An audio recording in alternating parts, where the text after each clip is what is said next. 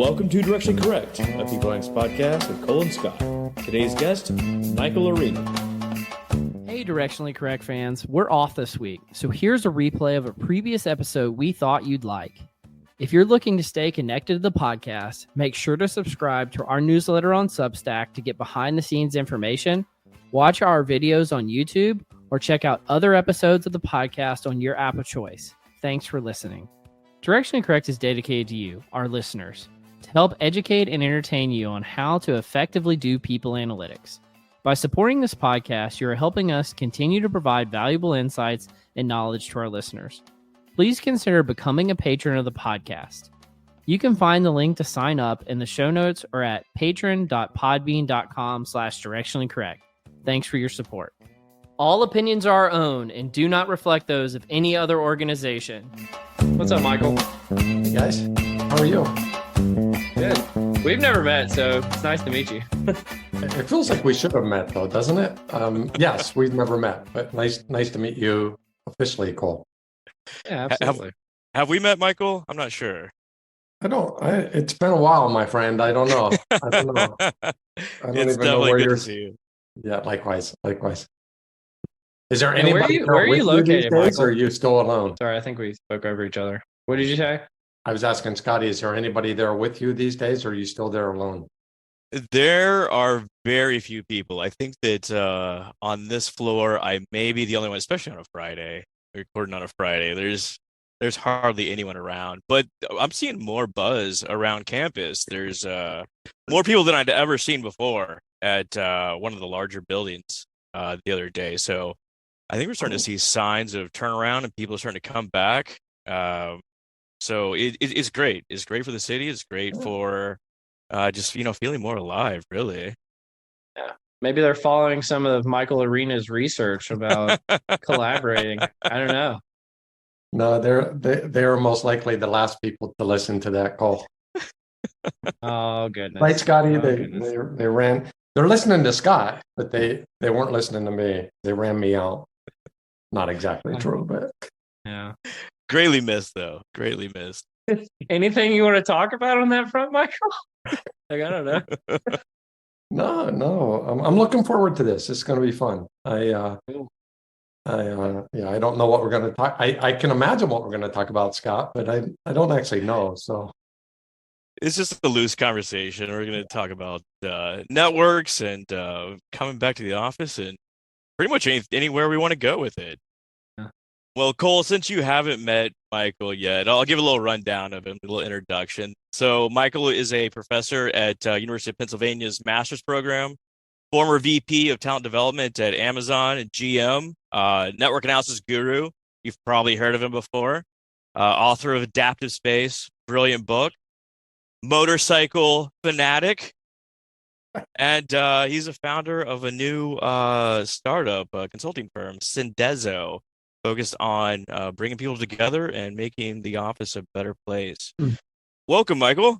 yeah. Thanks, Scotty. Thanks. We could talk about a lot, but the motorcycle thing sounds pretty cool, right? Yeah, I was like, is it crotch rockets or is it Harley Davidsons? Like, what are we talking about here? Yeah, it's kind of the latter. I've got a number of bikes, so I wouldn't say I'm glued into Harley Davidson, but I would say that we're more cruiser style than crotch rocket.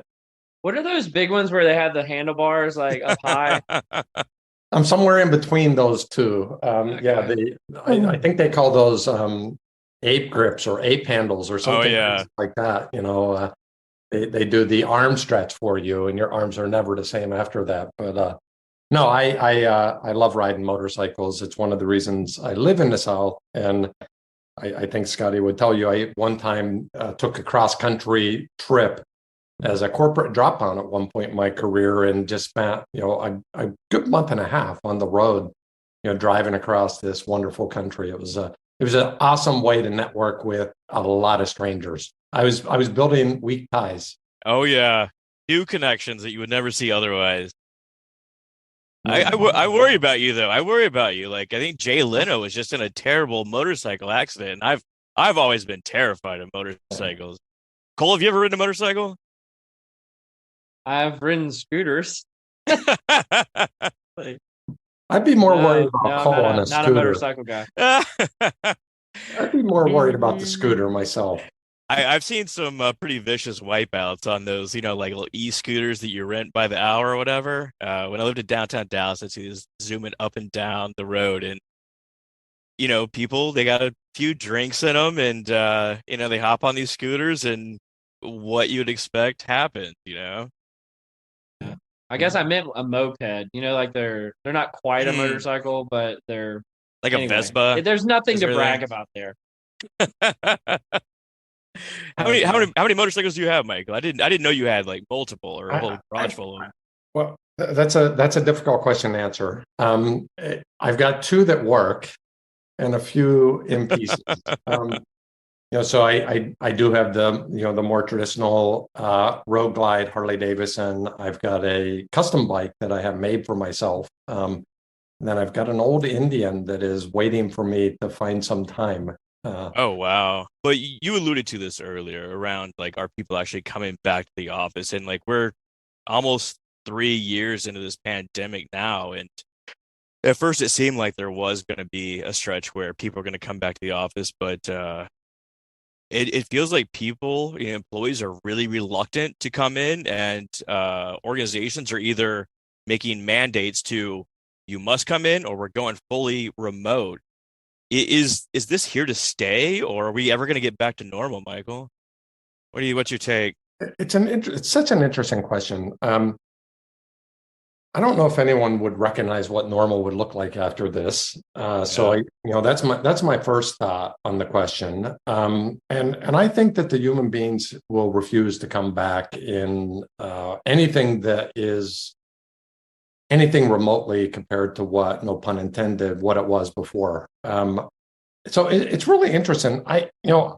I get frustrated about this, where we are as society on this debate, because the debate, you're exactly right. Like, we're really, 2 years from the height of the pandemic, 3 years from the beginning of the pandemic, and we're still having, I tend to argue this way, we're still having conversations about attitudes and platitudes. Like, you got the Jamie Dimons and the Elon Musk saying all kinds of things like Zoom is management by Hollywood Squares, and Musk saying, hey, for those people who say they're productive remotely, pretend to be productive someplace else and get back in the office.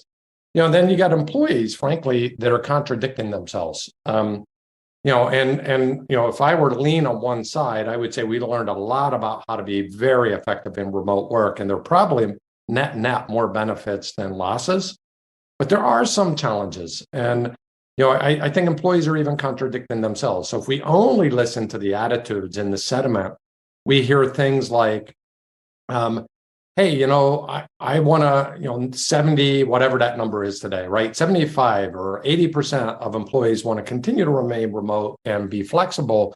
And then in the same surveys, they're saying things like 69% of us can't wait to get back in the office to reconnect with our friends. And yes. So it's like, these are the same human beings in the same survey. So I don't know, like I take the middle ground on this and think that there's a third way. I think we're a long ways away from what the optimal third way is, but it's, a way where we let the science prevail.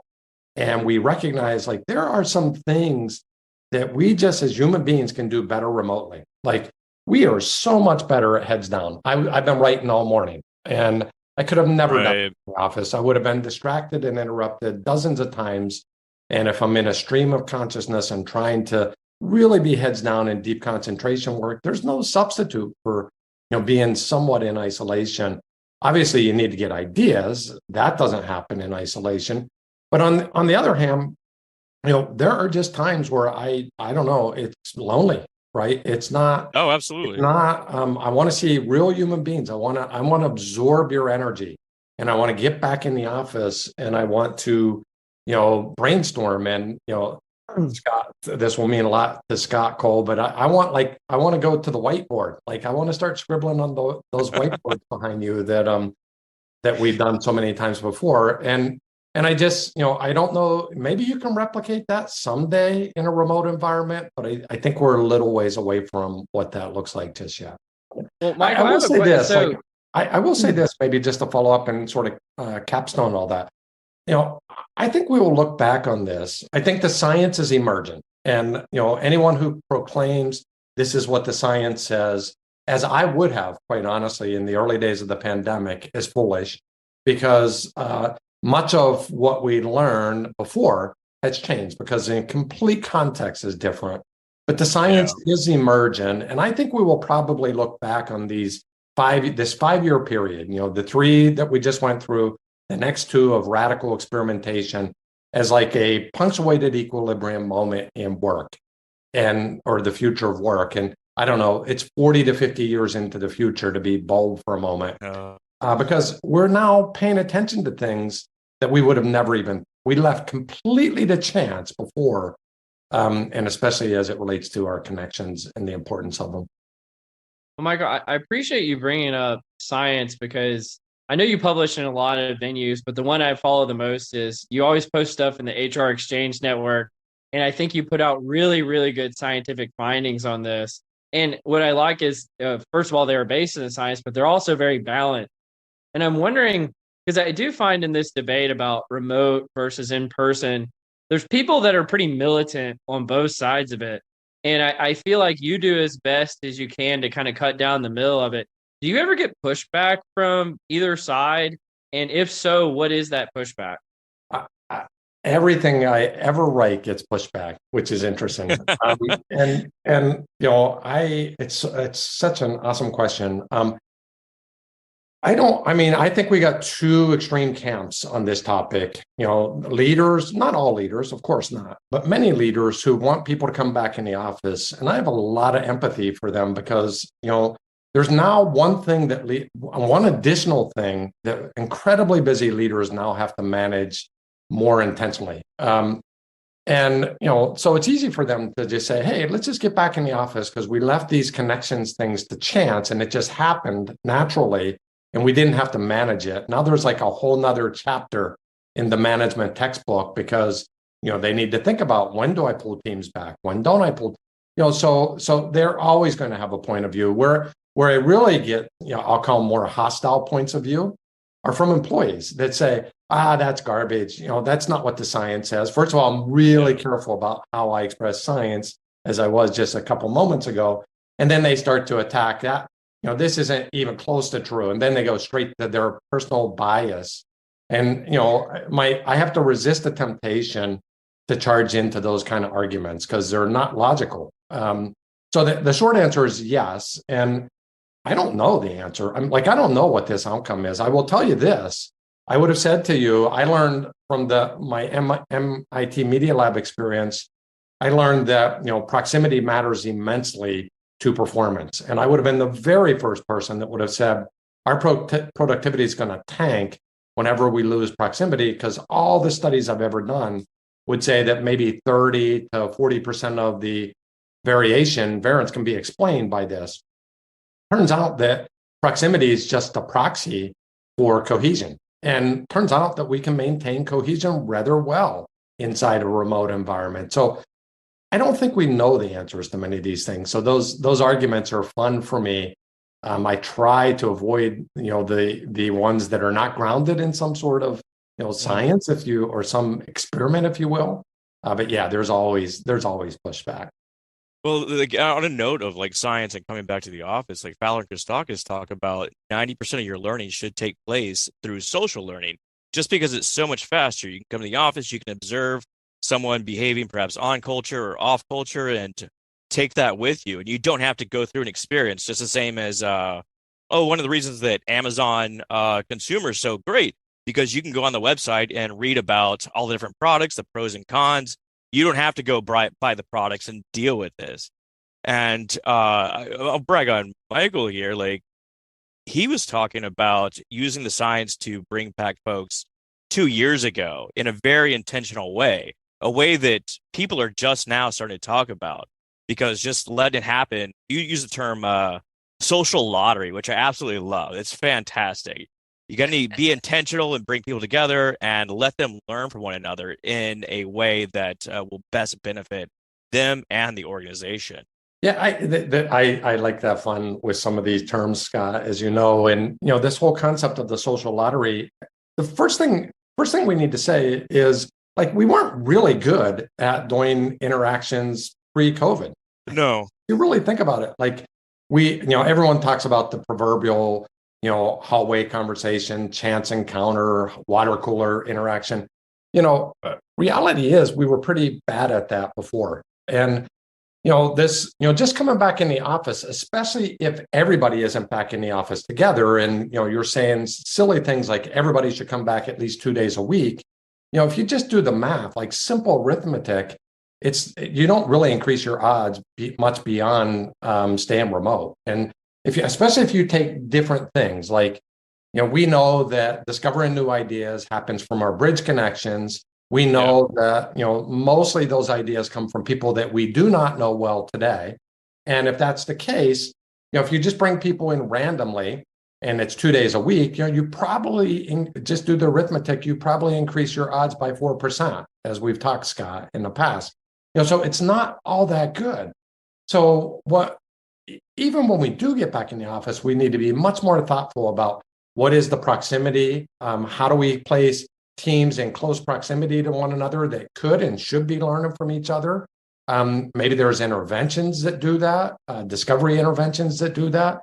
And then how do we place people that don't know each other? Because one of the things we've been able to generate or demonstrate in remote work is, if you know someone, you can refabricate that dormant vibe in an instant.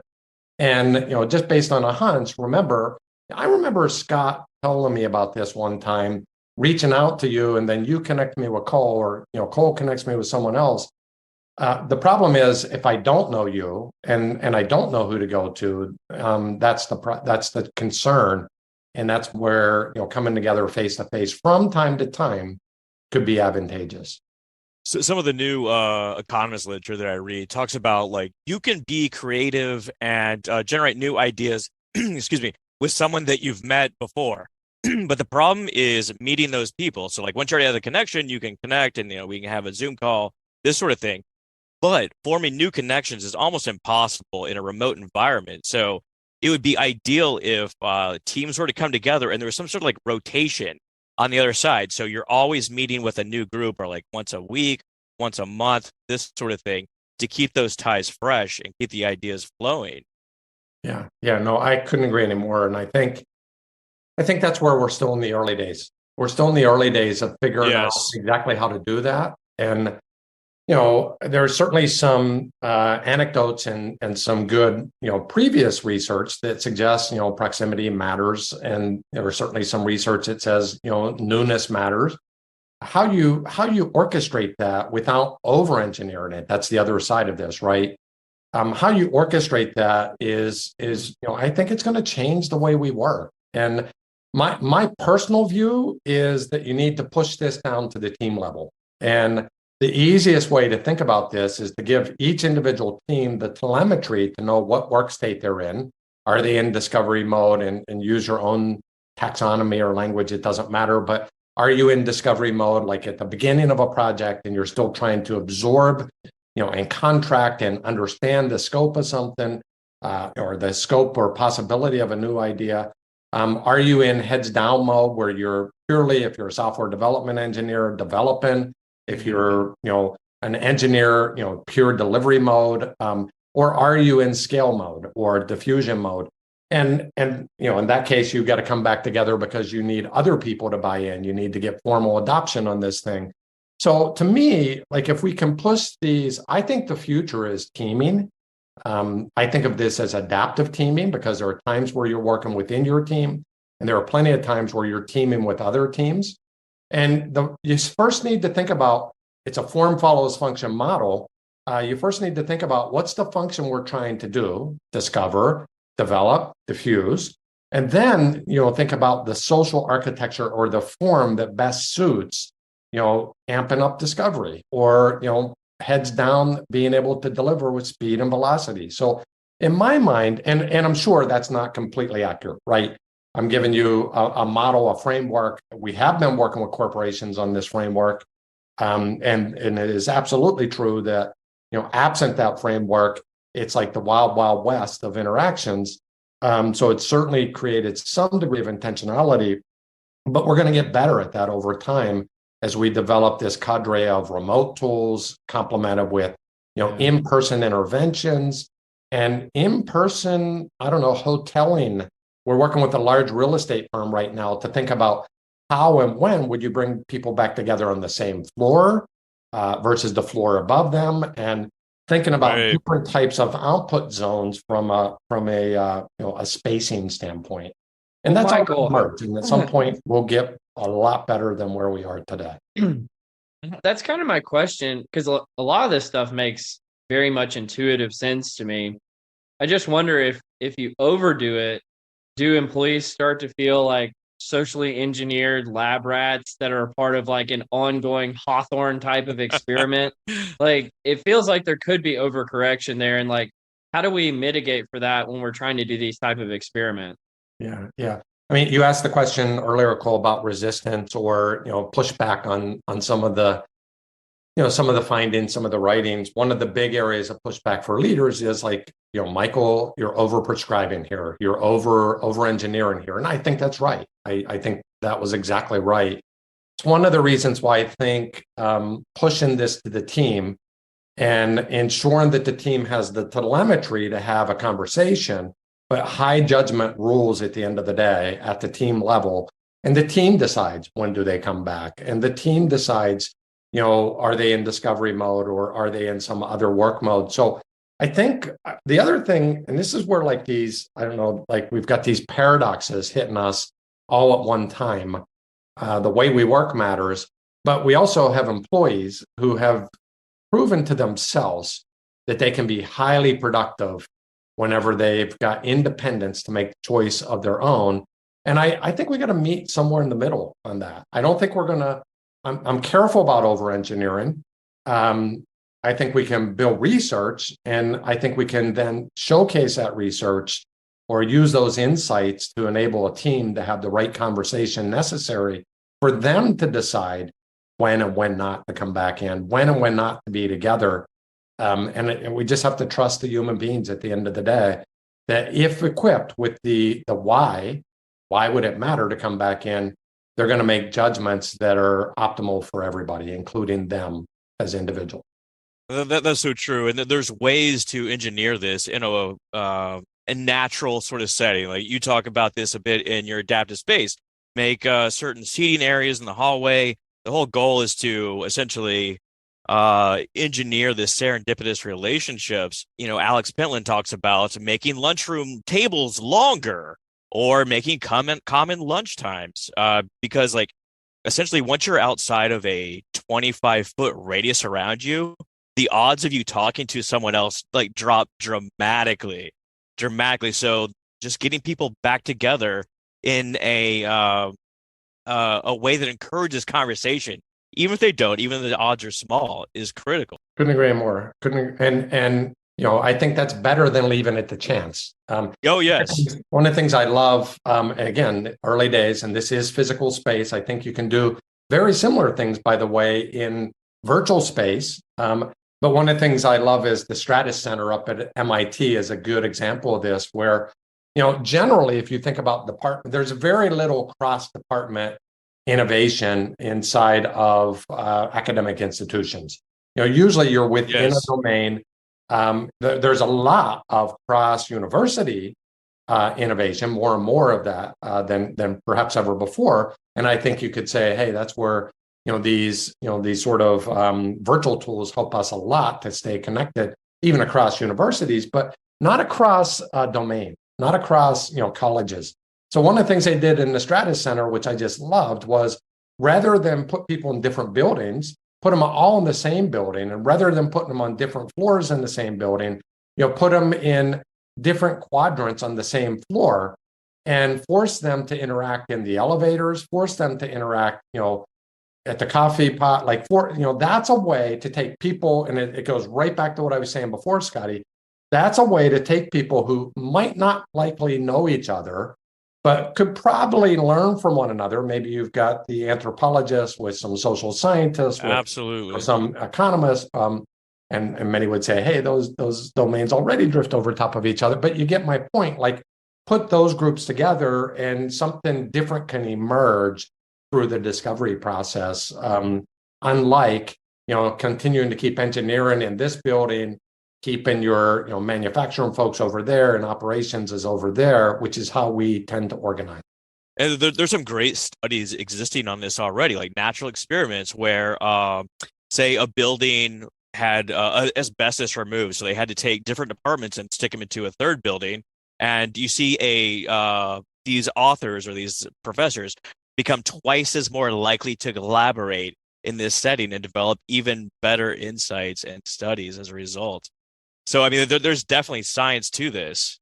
Yeah, exactly right. And then there's a day where you can imagine that we figure out how to do that on Zoom or some other collaborative platform, right? Because, what we've done so far is we've leaned in and locked into our teams. Maybe we've done, management reviews across teams, but we haven't left the free space or the flex space to really do discovery like you do, when you've left an office or when you've left an office room and you're moving to the next office room and you're saying, hey, Cole, what you were just talking about, like I was thinking about that the other day, and that hallway conversation to and from the next office or the next meeting room tends to be where real serendipity happens, not the encounters at the water cooler.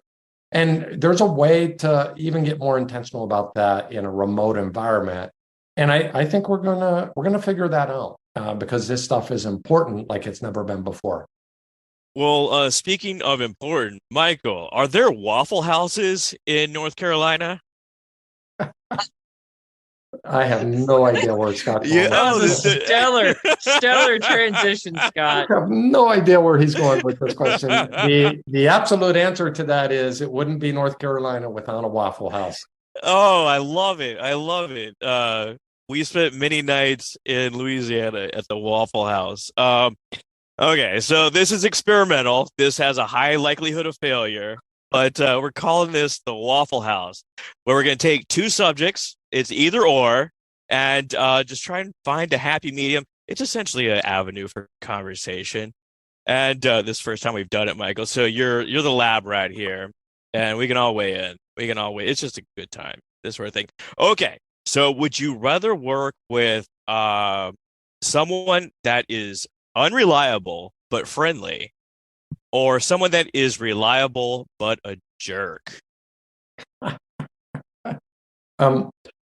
Just so everybody knows, all your listeners know this was not rehearsed with me. No. Completely serendipitous. You're going to get this answer from me a lot, so I don't want to blow your experiment, but it depends on what I'm trying to accomplish, right? Yeah. I want that difficult person at certain points in the process. And, let's just face it, like I sometimes don't even know if I have a good idea. I'm questioning my own idea. So if there's not friction in the discussion, I may run awry with an idea that ends up blowing up somewhere out in the world. I want that, jerk in the room, tearing that thing apart from time to time, because like I'd much rather take it early and take it later and fail big. So I think that's my answer in that case. So you see it at different stages, right? Like, so I do. Like I want some social cohesion at some early stage where I'm, where we're just starting to get liftoff. I want some early alignment, but you can't take that for too long because you got to pressure test some of these ideas. That would be the way I think about that. What about you, Scott? Well, I think that, boy, Michael's answer is much better than mine. He's just like got this like executive presence. Whatever. He said it depends. That's such a cop out. Exactly. Okay. My take is that if you have a coworker that is unreliable, that's probably the worst scenario. If you have someone that's reliably easy to work with or someone that's reliably difficult to work with, you know what you're getting into. But if you have someone that's unreliable, that's walking on eggshells, just trying to figure it out. Like, how are they doing today? This sort of thing. And that's no way to live. That's no way to live. But what if that unreliable person is bringing you the best ideas? Unreliably, though? Yeah. I mean, I guess you don't need them all to be masterpieces. You just need them every so often. What about you, Cole? Well, as a reliable jerk myself, I think I have to choose that. I don't know. Couldn't have it any other way. I had this is just a crazy thought. We're just going off the farm here. So like what if organizations were like pro teams and you could like trade employees to other organizations? It'd be like J&J gets an accountant and a EA, and they're going to trade that to Marriott for one data engineer and a receptionist to be named later. See, this is what I thought you were talking about when you said the social lottery earlier. Like this sounds like the social lottery. There we go. So it's a social draft. Don't we already do what you're describing? Like, it's within organization. It's not across, but don't we call that talent management inside organizations? A bit. Like we funnel people across. Of course, like we give them autonomy. Well, you think anyway, until they get reorg and just say like you're going there specifically. I didn't really think really about bad that. really fast. This little experiment of yours. If it gets too bad, we'll just cut it out. Well, I don't know. Have we exhausted this, Cole? What do you think? Yeah, I think we'll try it one more time. See if it works. I will say this, like, just to redeem the Waffle House metaphor for a moment, you can learn a lot inside of a Waffle House. Oh yes, it's kind of a fun place to go if you're a people observer, and you might actually be able to learn a lot there. I saw. You don't know this. I used to work at Waffle House. I did not know this. I need to know more quickly. I only worked there for like 2 months, but it was right after I graduated high school and I was needing a job before college. And I worked the night shift at Waffle House, which is a very strange time. Like there's strange at Waffle House and then there's night shift strange at Waffle House. Very strange. Hey, Cole, were you a jerk before that or after that? Yeah, the PTSD, it scarred me for life. No, I think you could say I'm actually becoming less of a jerk over time, if that's believable. But, yeah, no, I was probably more of a jerk then. Well, like the learning curve of a job is like so steep. Like you learn so much in those first few months. Like, do you have any like crazy stories or insights from Waffle House life? I mean, it was kind of embarrassing, actually. I would see like my friends from high school coming back from like the bar, and they're like, "You work here?" And I was like, "Yeah, sorry, I need the money." Have some hash browns. Yeah. No good stories. Just I will say this: because a lot of people, they poo-poo on Waffle House like not having good ingredients. Their waffle, like how they make it, is actually really like good ingredients, and like it's all like freshly served. So I always like say, if you're going to Waffle House, order a waffle. It's the best thing on the menu. Well, I guess on that note, you want to step into the nerdery? Yeah, let's go there. I have to ask, Michael, have you listened to the podcast before? Like, do you know what the nerdery is? I have listened to the podcast, so yes. Okay, cool. I just wanted to make sure. Like, I never know if people like we're just like throwing out these terms like Waffle House and nerdery is like completely throwing them off guard. I don't think I've heard a Waffle House story before, but that is completely new. That's new to Michael, new to us too. So I don't know. Here, we'll get some feedback, instant feedback. What'd you think of the Waffle House? It's good, guys. Like, I just want to know more about Cole's experience there. Yes. It wasn't that long, so I don't have that much to talk about. But I do have something I want to talk about both of you, and I'd love for you to comment on it. But I am so stinking proud of something that happened this week about you guys getting published. And so I wanted to just tee that up there to talk about it in the nerdery, but I want you guys to talk about what happened and why is it a big deal? Yeah. Scotty, you want to start that one and I'll dive in? This was your brainchild. I was the analytical engine behind it, but this all came from you. I think it'd be apt if you described it. Yeah, I'm glad to dive into this. We've been studying networks for years, and we can talk about networks and performance. We can talk about networks and change and innovation, but very rarely have we talked about networks and culture. And to me, we're at the very early stages of diving deep into this, but the event that happened was we had, I would say, our first big article on networks and culture published in Organization Dynamics. It's already getting some pretty good press out there, and I think it's provoking some people, and it really goes back to, in some ways, trying to dispel some myths about culture. We tend to we talk about corporate culture, organizational culture all the time as if it's this monolithic thing, and as if it's this, intentional, bunch of leaders get in a room and declare this is our culture, and it, just cleanly filters down through the organization. And we all know that that's never really been our experience with culture. It's much more clustered. It's much more unevenly distributed across an organization. And, we just started playing around really as part of the Connected Commons with numbers of different organizations with this, this concept of culture or behaviors, if you prefer, and how they translate from person to person. And, this article, we've got another one coming out, very soon in Management Business Review that puts a little bit of a different spin on it. But this particular article basically talks about culture being caught more than taught. And it's contagious. And there were three primary points that we focused on. The first thing is that cultural behaviors cluster in the network, especially the most prominent behaviors, not all behaviors, but they cluster, and we are more likely to display a strength of somebody around us.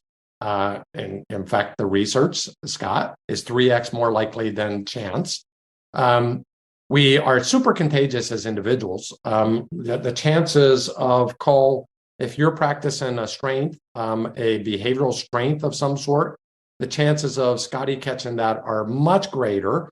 But that's not enough. Scotty will actually translate that to me out to 3 degrees of separation, which is, the 3 degree of friend separation where we sort of pulled that from the Power of Social Networks, a book that was written a number of years ago. And then the final thing is, context really matters to culture spread. If you, and this is really sort of Amy Edmondson's work on psychological safety or Rob Cross's work on energy, while all those things are true, culture clusters, culture is super contagious, there's one time where that's not true, and that is if you've got non-psychologically safe environments, you will dampen the effect of culture spread almost immediately, almost instantaneously, and especially for riskier behaviors. If you're trying to drive bold thinking or disruptive innovation, and you're in a psychologically unsafe environment, no surprise to anyone who's read that work, but you could have a cluster right next to you that's very bold, and that behavior will not transfer to the next cluster if there's fear prevalence there. So we're having a lot of fun with this. I don't know, Scott, what did I miss on the nerdiness of all this? Michael really challenged me in devising this methodology, and I'm unreasonably proud of it, particularly the contagious nature and how that came about. We wrote this article with the great John Golden. The official title is "The 3 C's for Cultivating Organizational Culture in a Hybrid World," available through Organizational Dynamics, and we will put it in the show notes. But it's a really innovative spin on how culture transmits through the network. And kind of building on what Michael said, we found that different cultural behaviors, transmit at different rates as well. So there's certain things that are very tough to teach in a remote environment. They need personal connections. They need high trust environments. Kind of like if you have a jerk, you need to be able to be receptive to that jerk, to take that feedback and develop that skill set. Go, please, Cole. Please go. No, if you have a point, keep making it. Sorry, I just. Oh, and based on the function and sort of the roles that people play, we see different cultural artifacts sort of pulling in the network, and it's functional for that organization in a lot of respects. Very innovative research. Hope to continue this line of research, and super, super proud to get it out the door and get it out in public. One, I didn't know another article was coming, but that's even more impressive as far as I'm concerned. One of the things that really stood out to me, and maybe this is a little bit of inside baseball, but this is the nerdery. You very, very rarely see 3 non-full-time academics published together without a full-time academic on the paper, because it's just very uncommon, and because it's such a long and laborious process. First of all, I wanted to commend you guys on that, but second of all, how did you do it? Like, how did you make your way all the way through the process, without, having a Sherpa to get you to the top of the mountain? It's taken some time, and I'll say, at least I have one foot in academia from time to time, so I have this perspective of, there are very different life cycles between academia and us practitioners. Yes. So I think there were a few times where I had to talk Scott and John off the edge, like, okay, just calm down, guys. Like, it's going to get through. It's going to come through. And there were obviously multiple iterations, as there needs to be in any peer-reviewed journal. And it's better because of that, for sure. So it certainly took some time.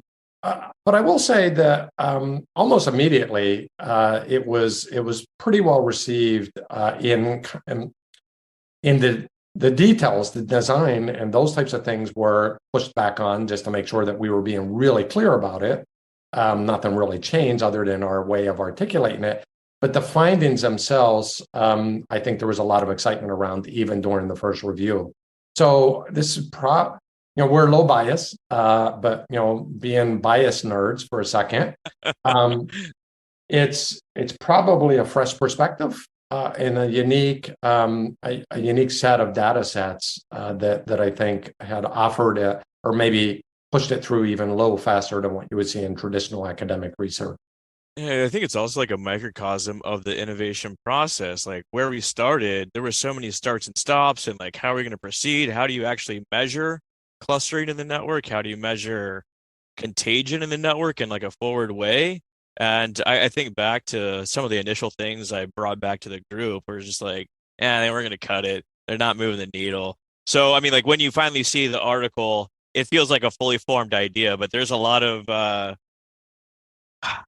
iterations, thought, blood, sweat, and tears, failed attempts, this sort of thing that go into it as well. That makes it all the more beautiful, though. Oh yeah, yeah. That's so cool. I'm so proud of you guys. I've never published anything like that, and so I'm a little bit jealous and in awe. I'm wondering, do you want to move on to the next nerdery topic, Scott?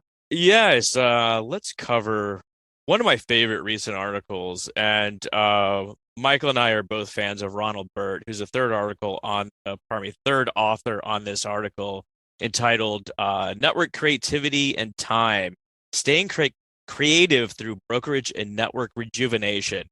And this article has 3 of my favorite things. So it's got network analysis, it's got innovation, and Doctor Who. So what they did, the TV show Doctor Who, so they took 50 years of Doctor Who episodes and identified the different writers on the show.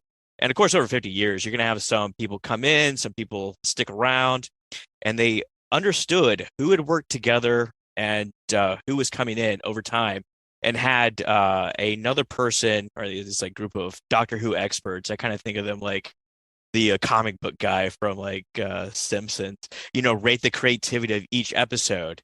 And essentially, they found that if you need like a sweet spot. So if you have people that have been together for too long, creative ideas don't happen. If you have just a bunch of new people come together, the creativity ideas are just all over the place and don't really gel. What you need is people that have been there for a while, understand the process, and inject that with new blood, fresh ideas. That's the sweet spot. That's how you actually form creative ideas in this sort of team concept. And there's obviously implications for how we can infuse this into organizations currently. Boy, I have so much to jump on with that. It's an awesome article. And Ron's work has just informed our work so much over the years. Yes. I think of it like that articulation of the article causes me to think about, complex adaptive systems and the edge of chaos. And if you know anything about complex adaptive systems, just to go backward, to go forward for a moment, if you're in status, like if you're stable as an entity, as an organization, as a team, it's hard to learn because you're just repeating the same pattern. You're moving into rote. One of the reasons that Ron has argued over the years that teams that are in status with each other for long durations don't innovate and don't come up with creative new ideas is because your reputational risk is very high. So for you to move outside of the social norms of a group and come up with a creative new idea is much more costly, because you're not going to destroy those relationships for the sake of some crazy idea that may or may not work. So risk tolerance shrinks as status is more consistent. On the other hand, I'm back to the edge of chaos. If you're in complete chaos, there's so much confusion and there's so much, I'll just say, iteration and novelty that it's hard to wrap your arms around any kind of form factor. And it's the sweet spot in between those two, which, complexity science would say the edge of chaos, that really fine edge where you're not quite in status and you're not quite in chaos, is where all growth happens. And I think that's what that article describes. Like, as some degree of turnover happens, you're sourcing new ideas. You've got an influx of new ideas, new information, new perspectives. But if you've got too much of that, you can't really productively move forward with it and produce and bring anything new into the world. So that's why I love that article. I think it's a very modern way of thinking about this concept of the edge of chaos. And I think organizations, when you get too chaotic, you need to move towards the edge. Or if you get too stable, startups sometimes are nothing but finesse and a bunch of complexity, and they need to find some degree of order. And large, stable, calcified organizations, are so static that they can't create anything new. So I think our job as practitioners is always to move people closer to the intersection of bridging and bonding relationships in the language of that article, or the edge of chaos. I love this idea of the edge of chaos. Some might call it the adaptive space, right, Michael? But but Brian Uzi, another network analysis author, has a very similar take that it involves trust. Like, in environments where you have a bunch of new people together, I don't trust your ideas, and therefore, like, maybe we're going to debate them, and this just never come to light. But if you have a group that's already worked together, they have a basic understanding, they've already worked together, they can rely on each other, and then take the input from other people outside, and that's where new ideas can be formed while holding on to the older traditions. Yeah, and I think Brian demonstrates that by looking at academia and what he calls home run papers, which are these papers that get cited far more, like 10x more than the average paper. And it's it's not 30 people working on those. It's not a research team of 30 people, but it's not a research team of 2. And there's some stability and replication across research streams, but there's also some diversity in that they generally represent different universities, which is what I was saying before. So, I think you see that in the motions of his research as well. And the good news about some of the things that he does is, he can cite this across large data pools like, patent filings and home run papers. And I think you're getting some of that. If you don't have some level of trust, you don't have that, you don't have enough stability to anchor into. But if you don't have some degree of novelty, you don't have anything fresh enough that it's out of the ordinary, which is generally, home run papers are well-grounded papers that are unordinary enough that people are going to listen to them. And I think that's what he demonstrates so well with his research. And this has direct implications for what we were talking about earlier, like bringing teams together so that they cross-mingle, cross-interact. Of course, in this scenario, we're optimizing for creativity or innovation. but results may vary depending on what you want to produce, whether it's high productivity, innovation, what have you, as benefits the organization. You just wanted to smuggle in Doctor Who. I knew it. That's fair. Are you a Doctor Who fan, Michael? I don't know. I will say that I have not traditionally been the Doctor Who fan, but there's somebody who's been touting the paper to me recently that has caused me to pay more attention. What does Michael watch on a Saturday night? What do I watch on a Saturday? No, that's a bad question. I'm pretty much a heads down either fanatical football fan or TV's off. So I don't watch a whole lot of TV. Oh, the Steelers are out too, unfortunately. Yeah. Next year. I'm a diehard Pittsburgh Steelers fan and quite saddened about that right now. Well, you want to move on to the last nerdery topic? This is a article called "Hated Office Traditions," and essentially the thesis is that office traditions that are widely hated and unpopular tend to stick around the longest because going along is a sign of conformity. And it's based on a sample of Korean employees, and it's largely around drinking and drinking culture, which, is a bit taboo. But once again, we get this idea of conformity and, people just partaking in these sort of exercises to, possibly curry favor or show their group allegiance. Are there any hated office traditions that you guys essentially don't miss right now? I want to let Cole go first on that one. He wasn't prepared. Here, I'll give you an example. I don't know. I know one. Okay, please. This actually still happens on Zoom, so it's not necessarily just in person. I hate when people say, "Let's popcorn it," and they're like, "Yeah," What's that? when you're trying to introduce, if you have a bunch of people, and it's like, "Hey, we need to introduce," let's popcorn it. I'm like, oh my God, that's the worst. I don't know. I've never heard that term, but yes, the round of introductions can be super painful. Yeah.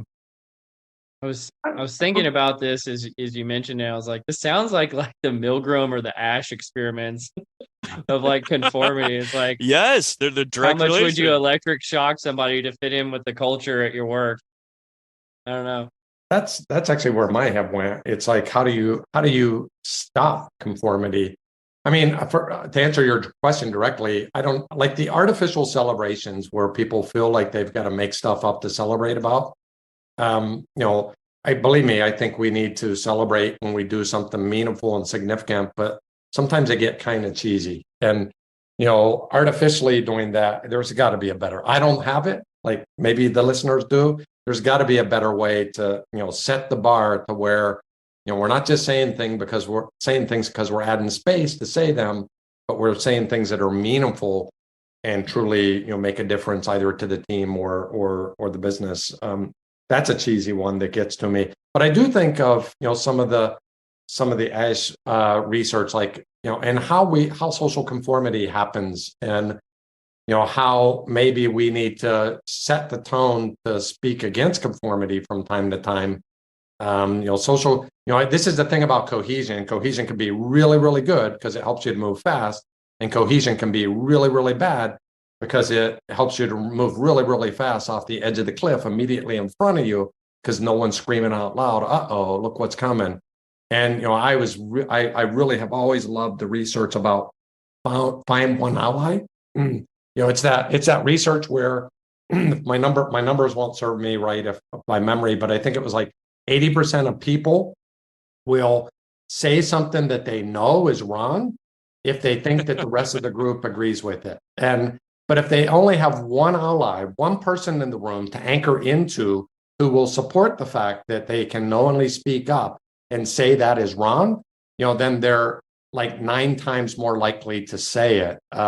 And I just don't, I think sometimes that's where social cohesion can get in our way, or groupthink can get into our way. So.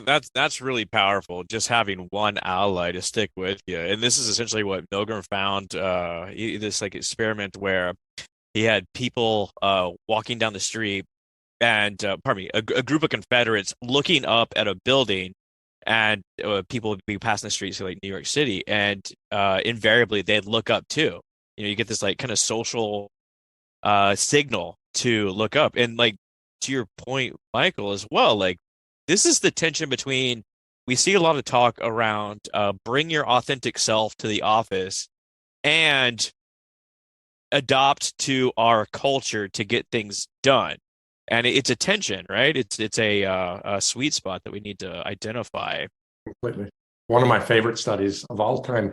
I've actually replicated that study. I've actually taken in different ways, because, once you read it, you know it, but taken my class, Penn, out on the streets and replicated those types of studies, which are awesomely fun. Without getting, I don't know. I feel like it's like if somebody points up, I'm gonna look. I don't think that makes me like a conformist. I'm just like, hey, they must have seen something cool up there. no doubt. I'm missing out. Yeah, exactly. But Michael, this has been probably one of the most amazing and effective conversations we've had. Thank you so much for joining us today. Scott, any final words before we give Michael the last word? I apologize for the Waffle House. We'll do better next time. It's great to see you. Always love talking networks and life with you. Good to see you. Yeah, thank you, Scott. Thank you, Cole. Awesome. Don't give up on the Waffle House. It always takes multiple iterations to get something right, guys. I'm jazzed up about this conversation. I'm jazzed up about where we are, really as a people analytics profession. For the first time in human history, we're bringing real science to how individuals connect at work. And I just think, like, let's hear for the science, because I think we're going to see things from a future work standpoint, again, as I've already reiterated, across these 5 years that are going to be game changing. So keep doing what you're doing, keep pulling people in, and always willing to do this on record or off record. And if you're ever in North Carolina, there's a Waffle House just a mile away. Absolutely.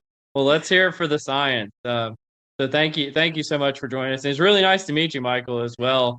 But you've been listening to Directionally Correct, People Analytics podcast with Colin Scott and Michael Arena. Thanks, Michael. Thanks, guys. Bye.